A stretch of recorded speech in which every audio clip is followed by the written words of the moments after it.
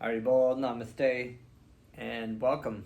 Again, we are going to get into another Krishna book reading. Today is Thanksgiving.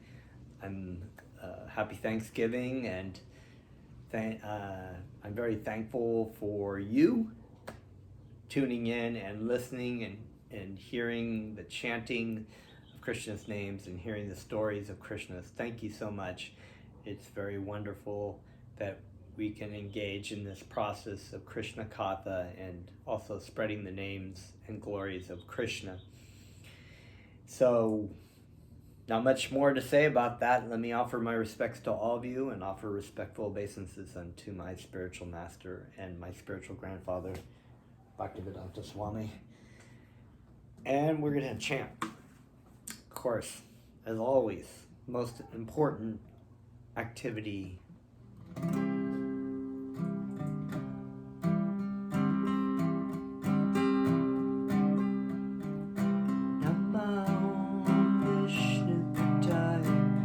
Krishna Prasthaya Buddhare Srimate Saraswarupananda Paramahamsa Iti Namine Namah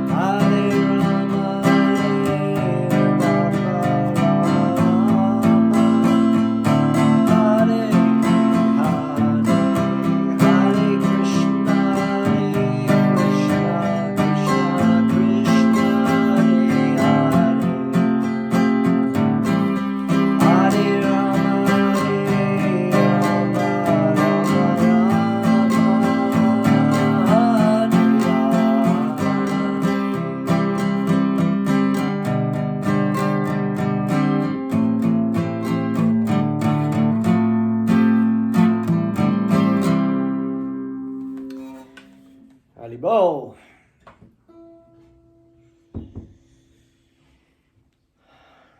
Om Namo Bhagavate Vasudevaya.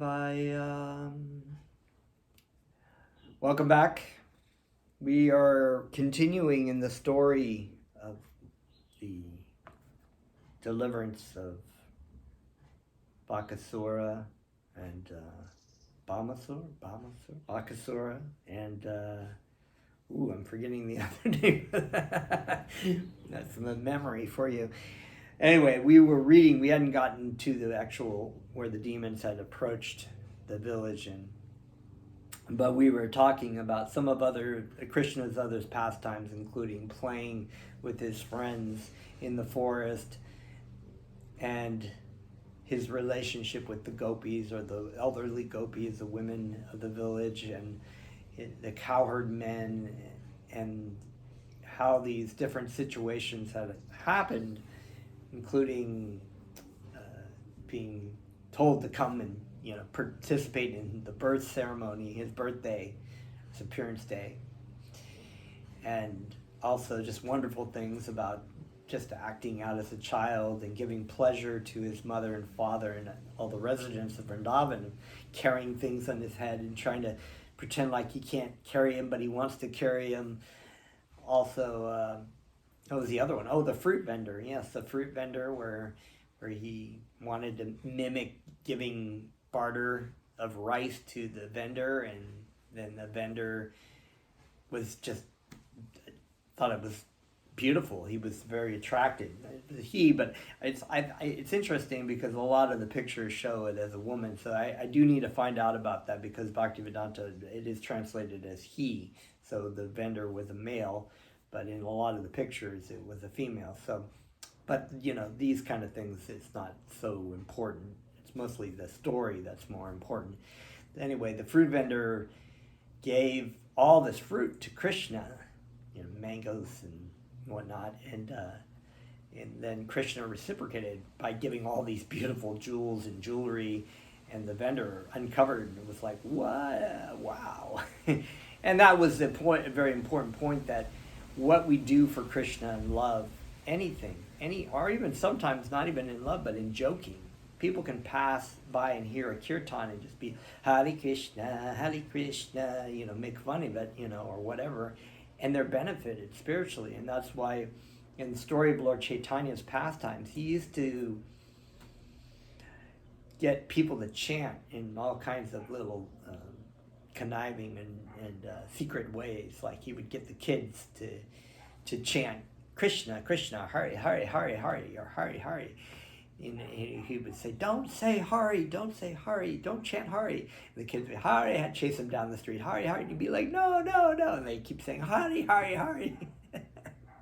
And it's wonderful because another meaning for Hari is thief, because Krishna will steal your heart. And this is the way that Krishna would get. Also, Lord Chaitanya would also cry as a baby, and the only way that he would stop is if the elderly gopis and the women would say Hari, Hari, or say Krishna's names, and they would stop. So in these ways, he would, Lord Chaitanya would trick people to,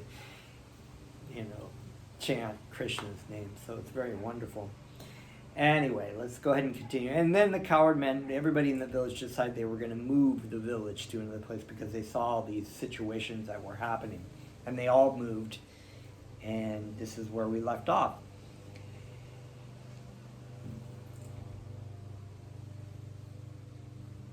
In this way, after reaching Vrindavan, where everyone lives eternally, very peacefully and happily, they encircled Vrindavan and kept the carts all together. After seeing the beautiful appearance of Govardhan on the bank of the river Jamuna, they began to construct their places of residence. While those of the same age were walking together and children were talking with their parents, the inhabitants of Vrindavan felt very happy. At this time, Krishna and Balaram were given charge of the calves. The first responsibility of the cowherd boys was to take care of the little calves. The boys are trained in this from the very beginning of their childhood. So along with the other little cowherd boys, Krishna and Balaram went into the pasturing grounds and took charge of the calves and played with their playmates. While taking charge of the calves, sometimes the two brothers played on their flutes, and sometimes they played with amalika fruits and bale fruits, just like small children play with balls. Sometimes they danced and made tinkling sounds with their ankle bells. Sometimes they made themselves into bulls and cows and covering themselves with blankets. Thus Krishna and Balaram played. The two brothers also used to imitate the sounds of bulls and cows and play at bullfighting. Sometimes they used to imitate the sounds of various animals and birds. In this way, they enjoyed their childhood pastimes, apparently like ordinary, mundane children. So you see this, of course, with children. They like to make up stuff. They like to play. They go off and they get in the... I mean, we used to, when I was growing up, we had trees. We'd climb up trees. We'd dig holes in the ground. We'd go out with our friends and play ball. And, you know, kids do that. And the boys, they wrestle. And Krishna and Balaram and all their friends, they were, like we said, they were Vaishya. They're from a Vaishya community, so they had all these cows. So their job was to take the cows out. And, you know, they had all their boyfriends as a sense. They were all boys. And they would go out. And in this culture, of course, the gopis or the girls would stay at home and help with the houses and whatnot. And that's how they live their life. But Krishna and Balaram, of course, even though they're the Supreme Personality of Godhead, they don't want to sit and just like, you know, listen to people play harp or whatever in heaven or something. They like get in and they want to play. They want to enjoy with their devotees. So this is how it is. This is how spiritual life is. It's not a bummer. It's not like you get to check in, go on a cloud with a harp or something, and God is up there just kind of, you know, you go to hell, you go to heaven, and, you know, whatever. This is all kind of poor fund of knowledge. Once, when Krishna and Balaram were playing on the bank of the Jamuna, a demon by the name of Vachashura, that's the other demon, Vachashura, assumed the shape of a calf. Asura means demon. Sura, the word Sura means a devotee, or like a demigod, someone who is saintly. Asura means, when you put an A in front of it, a lot of times, just like in English, it'll be the opposite. So an asura is a demon. The Vachashura assumed the same shape of a calf and came there intending to kill the brothers. While taking the shape of a calf, the demon could mingle with other calves. So he thought, oh, this is smart. I'll just be a cow and I can, you know, get in there and kill Krishna and Balaram. Krishna, however, specifically noticed this, of course. And he immediately told Balaram about the entrance of the demon. Both brothers then followed him and sneaked up upon him. Krishna caught hold of the demon calf by the two hind legs and tail, and whipped him around very forcefully and threw him up into a tree. The demon lost his life and fell down from the top of the tree to the ground. When the demon lay dead on the ground, all the playmates of Krishna congratulated him. Well done, well done. And the demigods in the sky began to shower flowers with great satisfaction. In this way, the maintainers of the complete creation, Krishna and Balaram, used to take care of the calves in the morning every day, and thus they enjoyed their childhood pastimes as cowherd boys in Vrindavan. All the cowherd boys would daily go to the bank of the river Jamuna to water their calves. Usually when the calves drank water from the Jamuna, the boys also drank. One day, after drinking, when they were sitting on the bank of the river, they saw a huge animal which looked something like a duck and was as big as a hill. Its top was as strong as a thunderbolt. When they saw that unusual animal, they became afraid of it. The name of this beast was Bakasura. There we have another Ashura, right? And he was a friend of Kamsa's. All these demons are a friend of Kamsa's. Kamsa, they're all working together to try to cause problems in society. He appeared on the scene suddenly and immediately attacked Krishna with his pointed, sharp beaks and quickly swallowed him up. When Krishna was thus swallowed, all the boys headed by Balaram became almost breathless, as if they had died. But when the Bakasura was swallowing up Krishna, he felt a burning, fiery sensation in his throat. This was due to the glowing effulgence of Krishna. The demon quickly threw Krishna up and tried to kill him by pinching him with his beaks. Bakasura did not know that although Krishna was playing the part of the child of Nanda Maharaj, he was still the original father of Lord Brahma, the creator of the universe. The child of Mother Yashoda, who is the reservoir of pleasure for the demigods, and who is the maintainer of saintly persons, caught hold of the beaks of the great gigantic duck, and before his coward boyfriends bifurcated his mouth. So if you don't know this word bifurcate, it's like when you take a stick and bi means two, furcate means to split apart or break apart.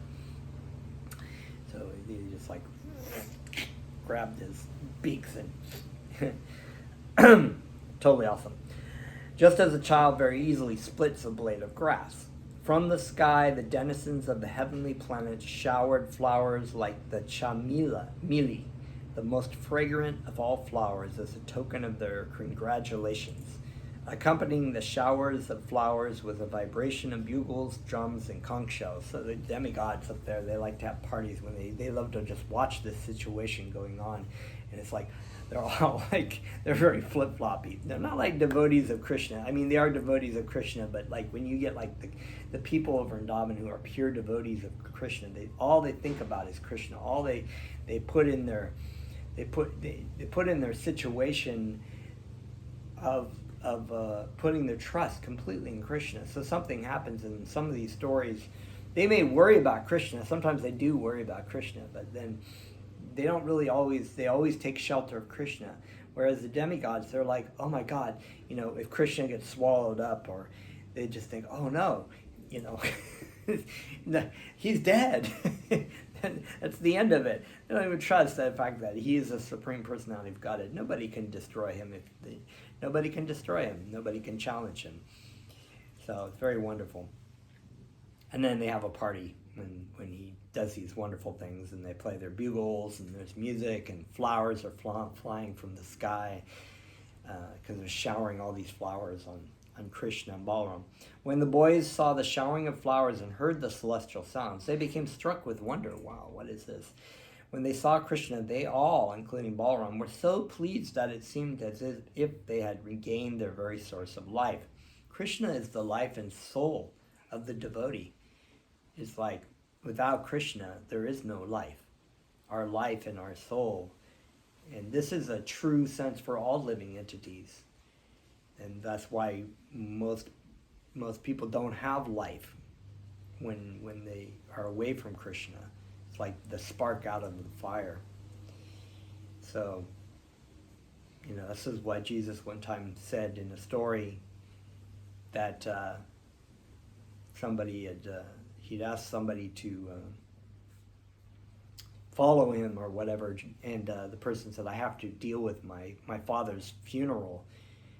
And, that situation. He said, let the dead bury the dead.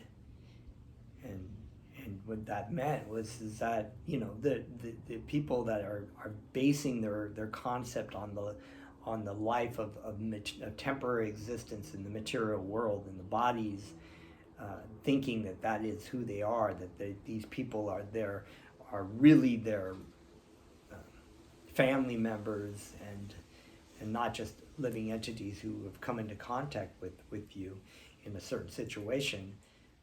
They're like being dead. But when you connect with Krishna and you understand your eternality as a spiritual entity, part and parcel of Krishna, an eternal servant of Krishna, and this is life. This is real life. So this kind of relationship that the residents of Vrindavan and devotees have with Krishna, it is their life and soul. So when, under the influence of Maya Devi, they oftentimes think, oh yeah, Krishna can handle it. But also if something happens and they're away from Krishna, then it's like, they're just like devastated. As soon as they saw Krishna coming towards them, they, one after another, embraced the son of Nanda and held them to their chests. After this, they assembled all the calves under their charge and began to return home. when they arrived home, they began to speak of the wonderful activities of the son of Nanda. When the gopis and cowherd men all heard the story from the boys, they felt great happiness because naturally they loved Krishna. And hearing about his glories and victorious activities, they became still more affectionate towards him. So the devotees of Krishna in Vrindavan, the residents in Vrindavan, they're so immersed in the pastimes of Krishna and everything about Krishna that they don't just sit around and go, well, it may occur to them sometimes like, well, what is it about Krishna that it makes him special? He's so special. What is it, maybe he's a demigod or he's something very important, but then they forget because they get involved in the whole pastimes with Krishna, and this is just all in a wonderful, loving sense. It's not like us where we forget in the material world about our identity and we get immersed in the misery of the material existence. In spiritual life, this relationship, or even just forgetting about Krishna's transcendence as an awe and reverence kind of thing, is just a very wonderful play out of pastimes of Krishna and your relationship with Krishna. Thinking that the child Krishna was saved from the mouth of death, they began to see his face with great love and affection. They were full of anxieties, but they could not turn their faces from the vision of Krishna.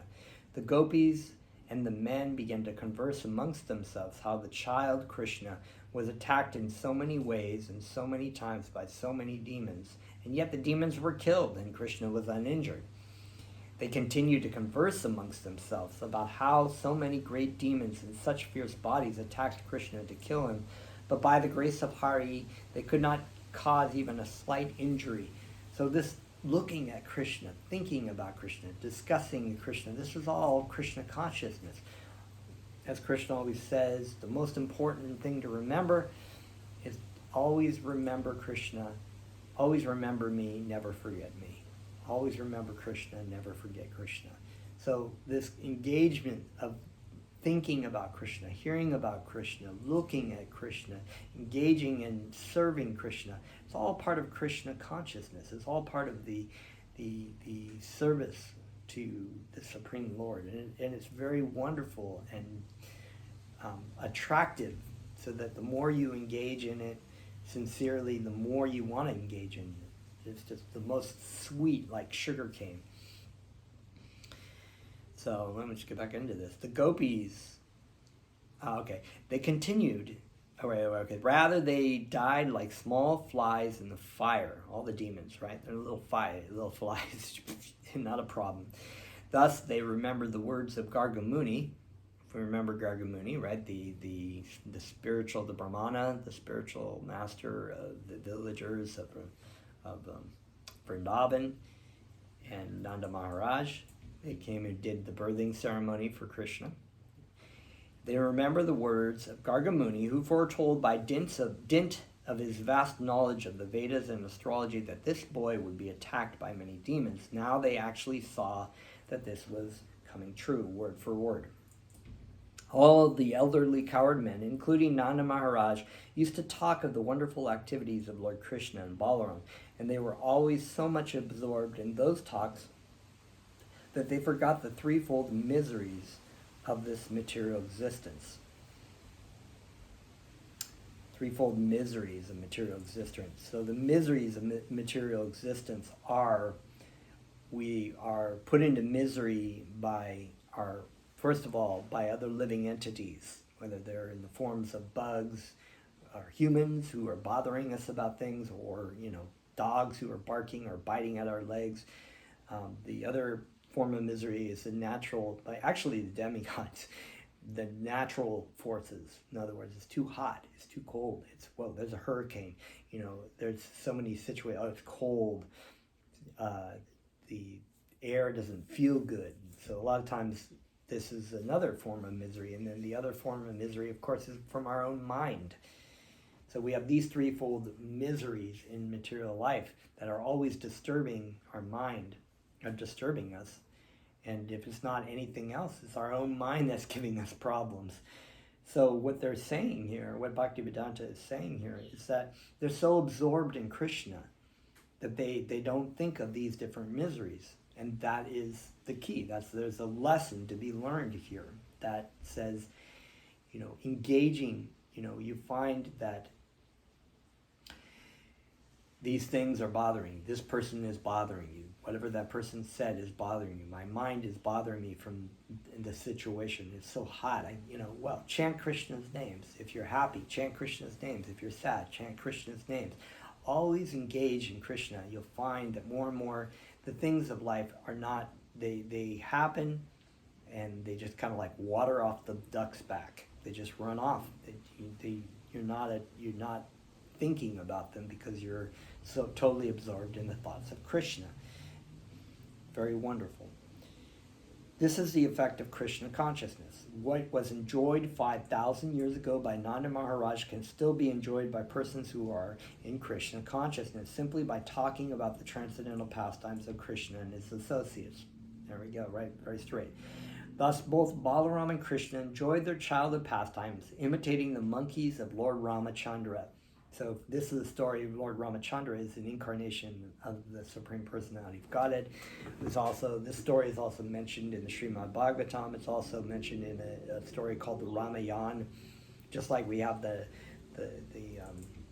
Mahabharata, we also have the great epic of the Ramayana, which talks about the pastimes of Lord Ramachandra, So imitating the monkeys of Lord Ramachandra, who constructed the bridge over the ocean, and Hanuman, who jumped over the water to Ceylon. I won't get too much into that, but if you get a chance to read the Ramayana or read from the Srimad Bhagavatam about this pastime, it's very wonderful. And they used to imitate such pastimes among their friends, and so happily passed their childhood life. Thus ends the Bhaktivedanta purport of the 11th chapter, Krishna killing the demons Vachasura and Bakasura. So we've gotten quite a bit into this, into some of the philosophy here that was being talked about in the story and also purported upon by Bhaktivedanta Swami. We are going to say, I thought because we were right at the end of the chapter, we could go into the next chapter, but we'll save that for the next time. And that's the killing of the Agashura demon, another demon. Woo! Very exciting. So this is very, very wonderful. Thank you very much. If you have any questions or thoughts or anything that you want, feel free to put a comment in the comment section below. And of course, as always, if you haven't subscribed to the channel, please do so, or feel free to share among your friends and families this channel and these stories. Thank you very much. We're going to chant.